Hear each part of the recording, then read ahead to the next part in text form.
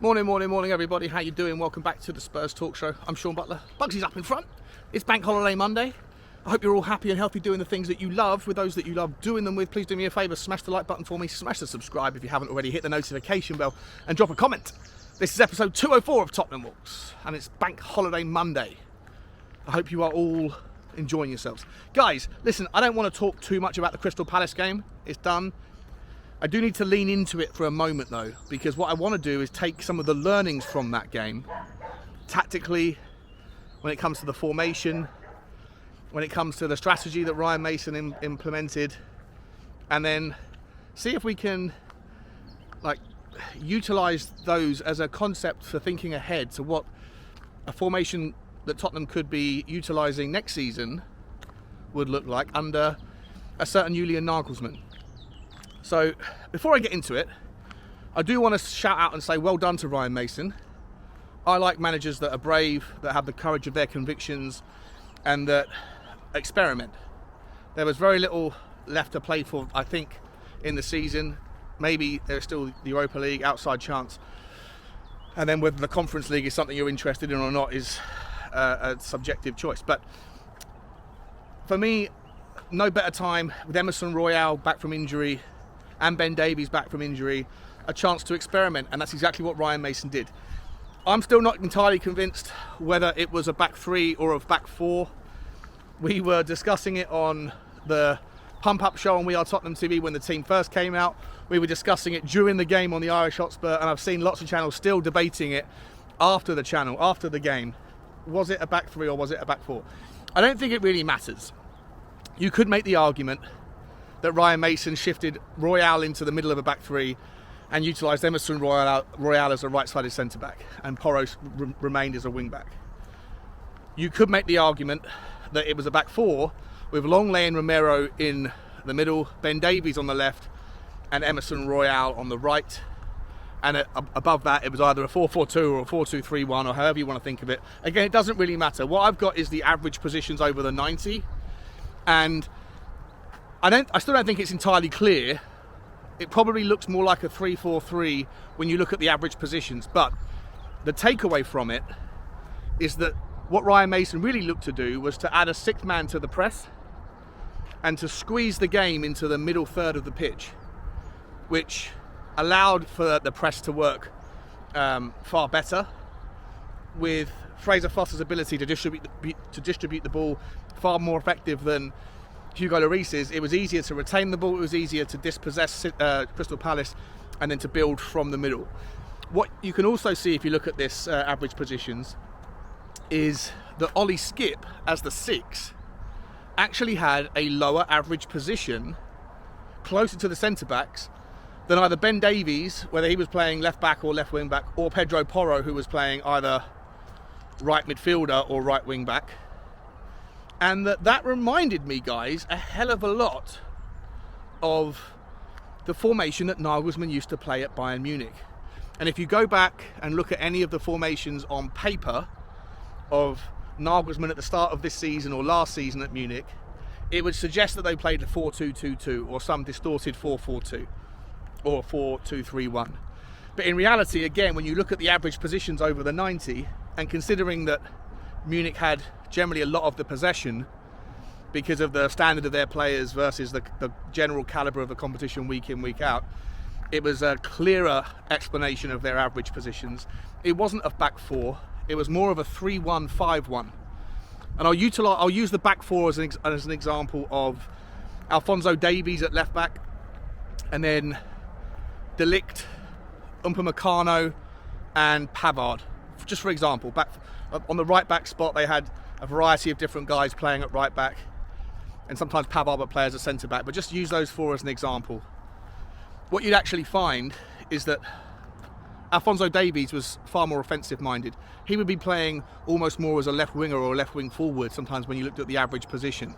And the other three would tuck in together. So Pavard, De Ligt and Upamecano would play as a back three. You then have Kimmich, who would play just in front of them in the six, that would be very close to the back three.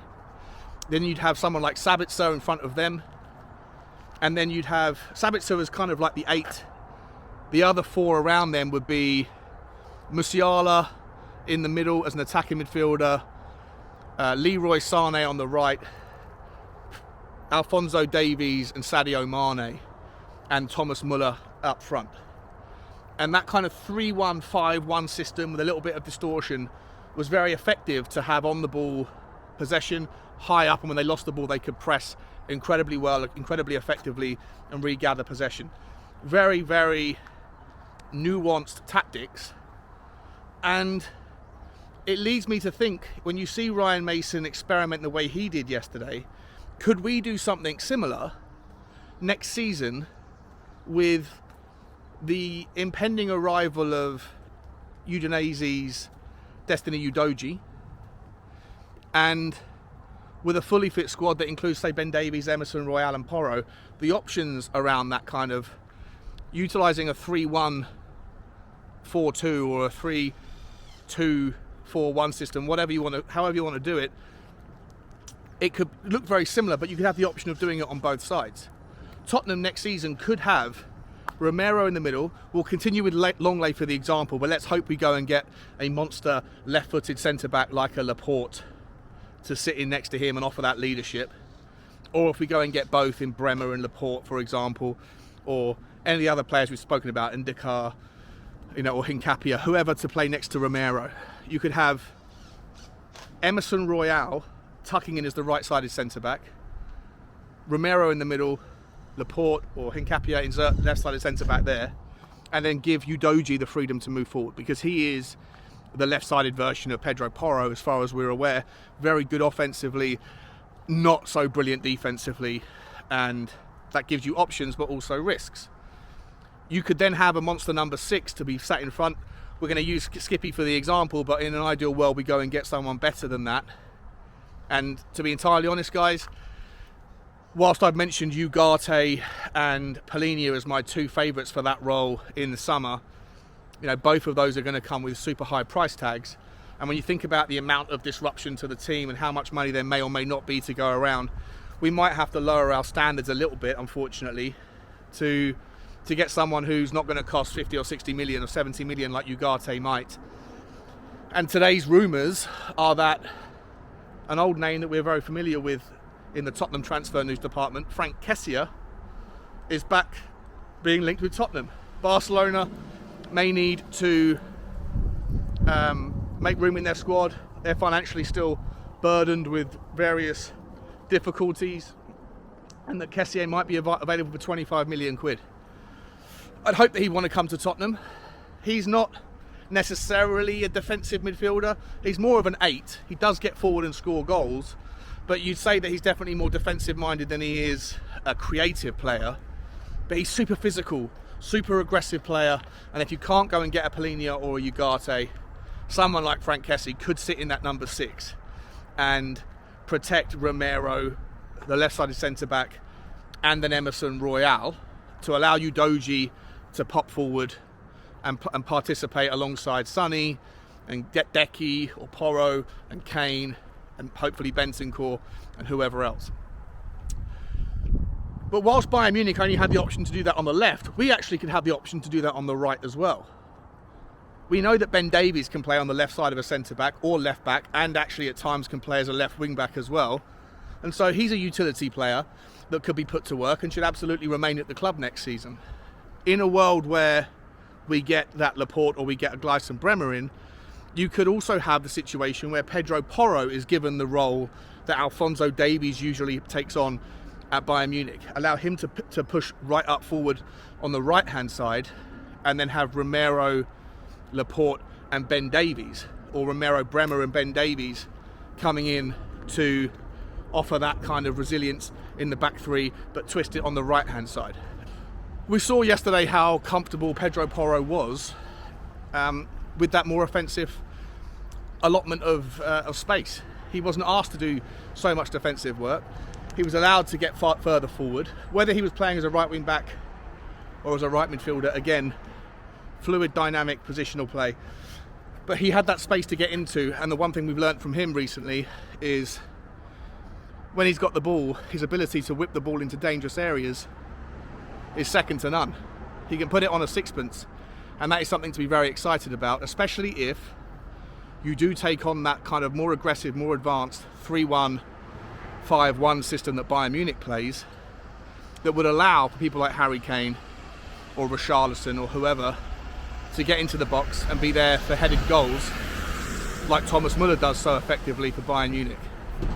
So maybe I'm getting ahead of myself, but I just thought I want to sort of share with you this idea that, I think that what the takeaway from yesterday or Saturday, it was a very forgettable game, but it might have just been the catalyst to an insight around a potential tactical formation that Tottenham could play, especially if you go and spend some money on a goalkeeper who can distribute the ball into a more compressed midfield third, which is the tactic that Ryan Mason set out to achieve. And if you have quick, strong centre-backs that play alongside Romero, and if you have a monster number 6 in front, which, as I say, Frank Kessie's the latest name to be linked with that position. I don't hate it. I think he's a very good player. I'd rather have one of the others, but we do definitely need a version of a Casemiro or a Rodri. Tottenham don't have one. We have too many midfielders that all present themselves as, different versions of a number 8. And as, like I say, as much as I think Ollie Skip is a talented player, he splits opinion and he's growing, but he's still not in any way, shape or form, in my opinion, confident or competent enough yet on the ball that when you do recover the ball in that number 6 and you need that ability to play quarterback and distribute the ball very well, that I think he somewhat comes unstuck a little bit. A player that I actually think, I don't know if Manchester City would ever let him go, but he hasn't played at all for Manchester City this year, that I think would do very well for Tottenham, would be Calvin Phillips. Somewhat forgotten this season, almost like a Yves Bissouma. Injury has been a plight of that lad's season, but not entirely sure how necessary he is to Manchester City, maybe apart from for homegrown numbers. But I think he could play that role as well very resolutely.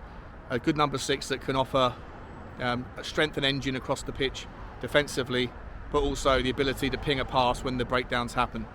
Don't know if that's any feasible option there for that to happen. No other news to talk about, guys, regarding managerial updates or directors of football, but with fingers crossed, we hope that these decisions are being made sooner rather than later. Let me know your thoughts, guys. Do you think that Tottenham could embrace that kind of slightly more advanced high press formation in the way I've just described? Like, subscribe and comment, and as always, bye bye.